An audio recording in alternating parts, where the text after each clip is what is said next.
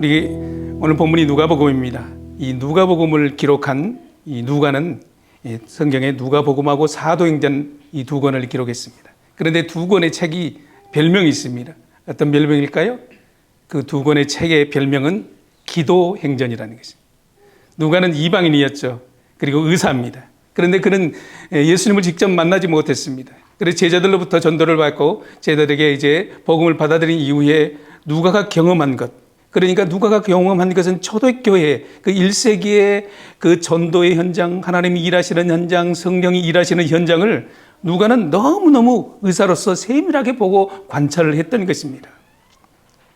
그래서 초대교회 가운데서 일어나는 일들이 끊임없이 기도를 통해서 이루어지는 것을 누가는 보게 됐습니다. 복음이 전해지고 사람들이 변화하고 복음의 영역이, 선교의 영역이 넓어지는 것을 보면서 이것은 그 어느 것 하나 기도 없이 되어지는 일이 없다는 것을 누가는 경험을 했다는 것입니다.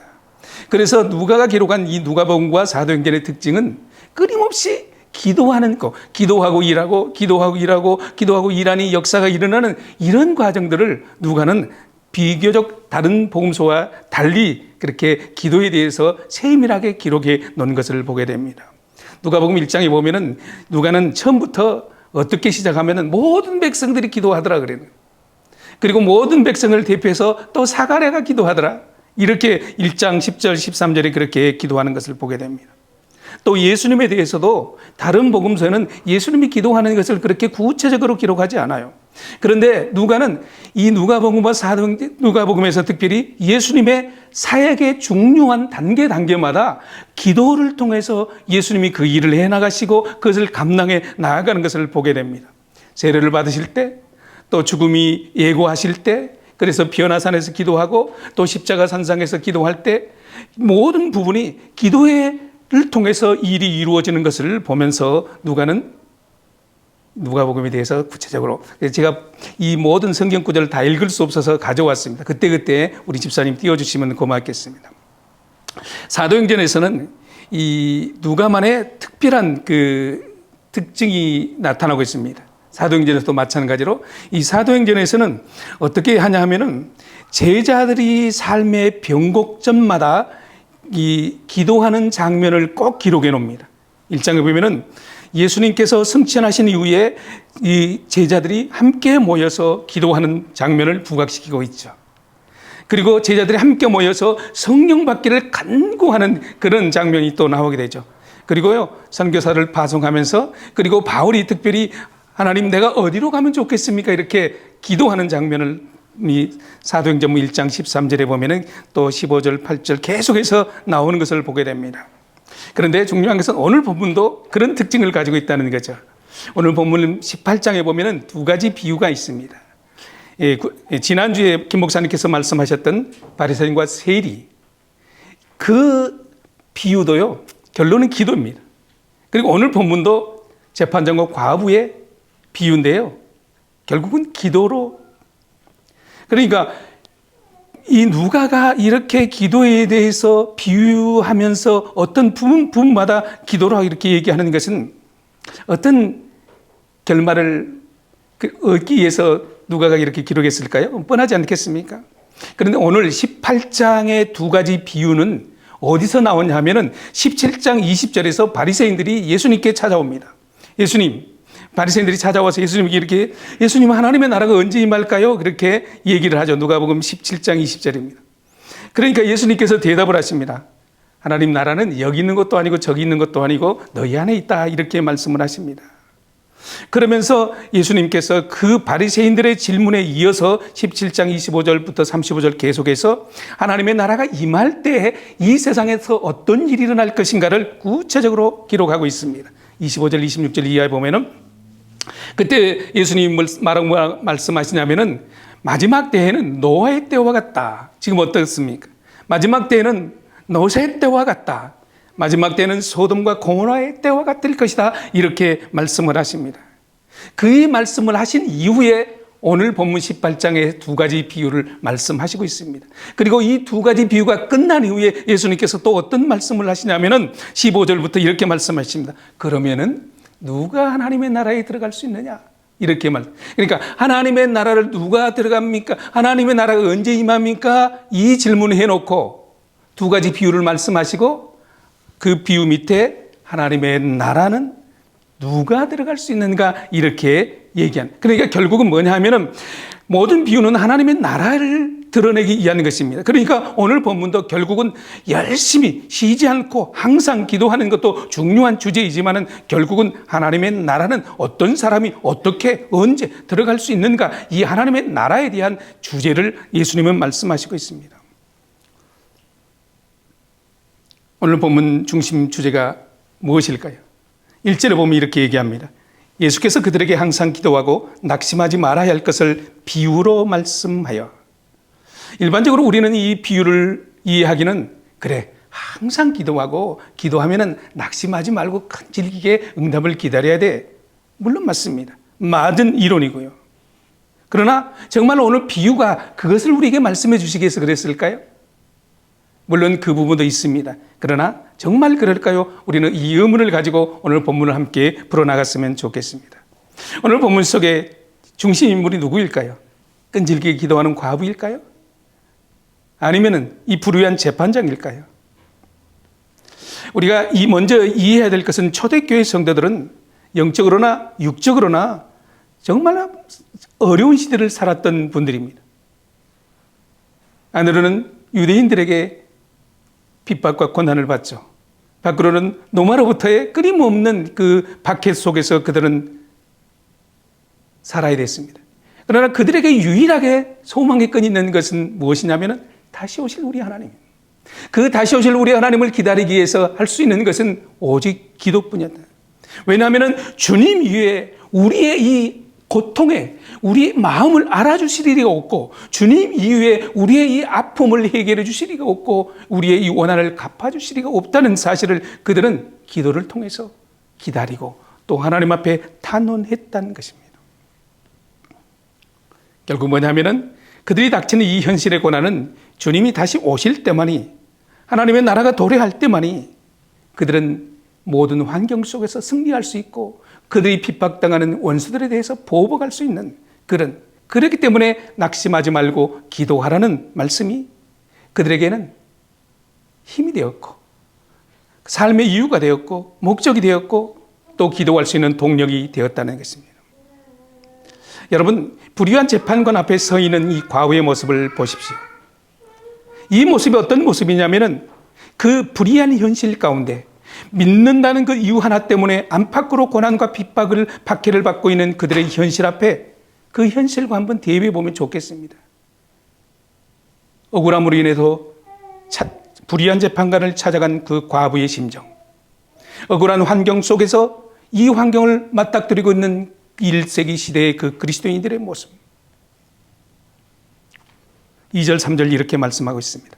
이르시되 어떤 도시에 하나님을 두려워하지 않고 사람을 무시하는 한 재판장이 있는데 그 도시에 한 과부가 있어 자주 그에게 가서 내 원수에 대한 나의 원한을 풀어주소서 하되. 여러분 성경에서 재판은 성경에서뿐 아니라 이 땅 속에서의 재판은 뭡니까? 억울한 사람의 문제를 해결해 주는 것 아니겠습니까? 억울한 일을 당하고 정말 힘이 없어서 힘이 약해서 어떻게 보복의 수단이 없는 사람들이 결국 하는 것이 재판 아니겠습니까? 이 재판을 통해서 나의 억울함을 풀어주는 것. 그런데 이 본문 속에서는 나의 억울함, 과부의 억울함이 불의한 재판장에 의해서 원천적으로 차단되고 있는 것을 보게 됩니다. 불의한 재판장이 그 과부의 원한을 들어주지 않는다는 것입니다. 성경에 보면은요, 수없이 이 보복에 대한 탄원을 하는 기도가 참 많이 나옵니다. 시편 18장 보면은 하나님이여 나를 위하여 보복해 주시고, 또 48편에 보면은 주께서 나를 내 원수들에게 구주하여 주시고. 뭡니까? 원수 갚는 것이 성경에서는 하나님에게 있다고 그렇게 말씀하고 있습니다. 로마서 12장 9절에 보면 이렇게 얘기합니다. 내 사랑하는 자들아 너희가 친히 원수 갚지 말고 하나님의 진노하심에 맡기라. 원수 갚는 것이 내게 있으니 내가 갚으리라. 주께서 말씀하시니라. 그렇기 때문에 우리는 이 땅 속에서 1세기 그리스도인들처럼 억울한 일을 당해도 우리가 친히 보복하려고 그렇게 몸부림치고 아파할 필요 없습니다. 하나님이 아신다면 하나님이 아시는 것만으로도 우리는 충분히 위로를 받을 수 있고 그 속에서 새 힘을 얻을 수 있다는 것입니다. 그렇기 때문에 이 종말론적인 그 신앙을 가지고 있던 1세기 그리스도인들에게 할 수 있는 것은 기도 외에는 다른 답이 없었습니다. 종말에 가까우면은 하나님께서 당연히 믿지 않은 그리고 그 핍박과 박해를 하는 이들에게 보복하시겠다고 말씀하고 있습니다. 고린도후서 10장 6절에 보면 이렇게 얘기합니다. 너희의 복종이 온전하게 될 때 모든 복종하지 않는 것을 벌하려고 준비 중에 있느니라. 이렇게 얘기하고 있습니다. 요한계시록도 마찬가지입니다. 다시 본문으로 들어갑니다. 4절 5절 볼까요? 그가 얼마 동안 듣지 아니하다가 재판장이 후에 속으로 생각하되 내가 하나님을 두려워하지 않고 사람을 무시하나 이 과부가 나를 번거롭게 하니 내가 그 원한을 풀어주리라. 그렇지 않으면 늘 와서 나를 괴롭게 하리라 하였느니라. 여러분, 이 재판장은 과부의 억울한 것을 풀어주기 위해서가 아닙니다. 내가 번거로워서 내가 귀찮게 하는 그 과부가 싫어서 빨리 이 문제를 해결하려고 풀어주려고 작정했던 것입니다. 그런데 여기까지 말씀하시고 주님께서 이제 결론을 맺기 시작합니다. 6절에 이렇게 말합니다. 주께서 또 이르시되 불의한 재판장이 말한 것을 들으라. 여러분은 여기서 이 불의한 재판장이라고 말하는 것을 기억해 보십시오. 불의하다는 것은 결국은 하나님과 대척점이 있는 사람이 불의한 사람입니다. 이 세대, 악한 세대에 속한 사람을 불의한 사람이라고 주님은 그렇게 표현하고 있습니다. 이 말의 다른 의미는 4절에 나오죠. 첫째는 하나님을 두려워하지 않았다는 거죠. 그리고 두 번째는 사람을 무시했는 거죠. 그러니까 불의한 사람들은 하나님과 대척점이 있는 사람들의 특징이 뭐냐면 하나님이 안 계시다는 거죠. 그리고 사람을 존중과 사랑의 가치로 보지 않고 이용의 가치로 보고 나의 이익의 가치로 보는 거죠. 이것이 세상 사람들의 저번에 깔려있는 인식 아니겠습니까? 또 한 가지 이 사람이 불의한 사람이라는 의미는 뭐냐면은 이 외매의 고난받는 이 과부, 억울함을 호소하는 과부의 호소를 외면하는 것, 도와주지 않는 것이 또 불의하다는 거죠. 성경에 보면 하나님께서 우리에게 특별히 말하는 사람, 특별히 사랑하라고 말하는 사람이 있습니다. 누굴까요? 우리 아름이 같은 어린이를 사랑하는. 또 있어요. 원수. 원수 사랑으로 당연히 되어 있죠. 근데 하나님이 사랑하는 사람이 또 있어요. 누굴까요? 약한 사람. 또 과부된 사람. 장애인들. 노인들. 그러니까 하나님께서 사랑하라고 말씀하시는 것은 세상적으로 대체로 약한 사람들을 먼저 사랑하라는 거죠. 우리 집사님 원수도 맞아요. 원수도 사랑해야죠. 미워하지 말고. 자, 7절, 8절은 이렇게 나오고 있습니다. 결론으로 갑니다. 7절에서는 예수님이 스스로 질문을 합니다. 그리고 8절에서는 예수님께서 스스로 대답을 합니다. 하물며 하나님께서 그 밤낮 부르짖는 택하신 자들의 원한을 풀어주시지 아니하겠느냐? 그들에게 오래 참으시겠느냐? 이렇게 스스로 의문을 던져놓고 8절에서 내가 너에게 이르노니 속히 그 원한을 풀어주시리라. 그러나 인자가 올 때 세상에서 믿음을 보겠느냐 하시니라. 오늘 본문의 결론이 이렇습니다. 과부의 그 억울함을 호소해 주는 것처럼 1세기 그 시대에 안팎으로 고난받고 핍박받고 박해받는 그들의 원한을 하나님께서 분명히 예수님께서 풀어주시겠다는 것입니다. 그런데 풀어주시되 이 불의한 재판자처럼 질질 오래 끌지 않겠다는, 속히 내가 그것을 갚아주시겠다 얘기합니다.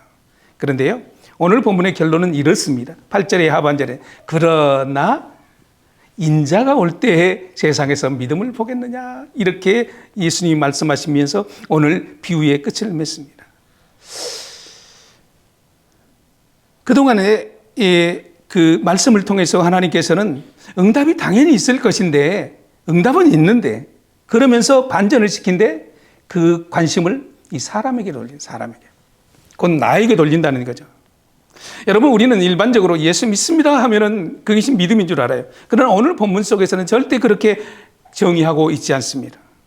오늘 본문 속에서는 지속적으로 끊임없이 항상 낙심하지 않고 또 주님의 재림을 기다리며 기도하는 사람을 믿음의 사람이라고 얘기하고 있습니다.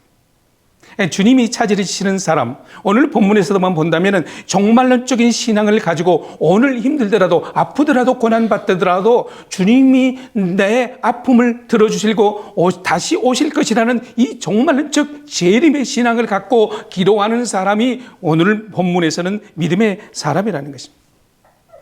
우리의 삶 속에서 시련이 계속되더라도 고난이 오더라도 기도를 그치는 일을 하지 말라는 거죠. 그것이 믿음이 오늘 주님께서 믿음을 요구하는 것입니다. 기도의 의미를 예수님께서 말씀하신 기도의 의미를 1절에서는 이렇게 얘기하죠. 항상 기도하고 낙심하지 말아야 한다 이렇게 얘기합니다. 그러면서 이 1절의 의미를 8절에서 결론을 맺고 있습니다.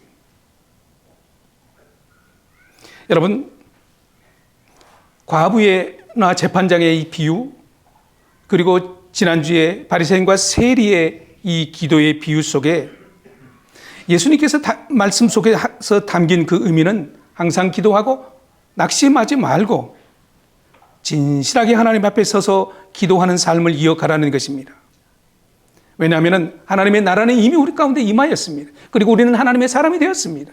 그리고 하나님의 사람으로 이 땅 속에 하나님과 동행하며 살아가고 있습니다. 그러나 종말론적인 완성된 하나님의 나라는 아직 우리 가운데 임하지 않았다는 것입니다.